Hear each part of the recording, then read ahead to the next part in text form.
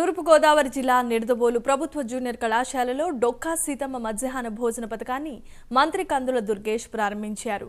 ప్రభుత్వ కళాశాలలో చదువుకునే విద్యార్థులకు భోజన సౌకర్యం కల్పిస్తే ఉత్తీర్ణత శాతం పెరుగుతుందని ఆయన అన్నారు. విద్యార్థులు చదువును కొనసాగించడానికి ప్రోత్సాహంగా ఉంటుందని మంత్రి దుర్గేష్ చెప్పుకొచ్చారు.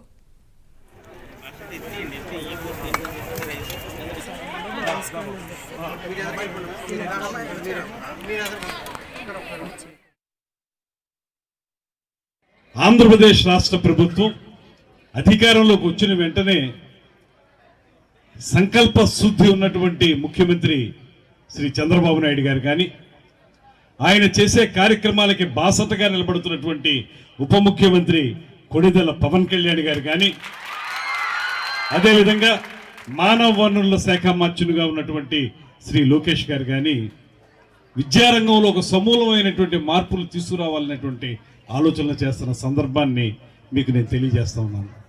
ఆంధ్రప్రదేశ్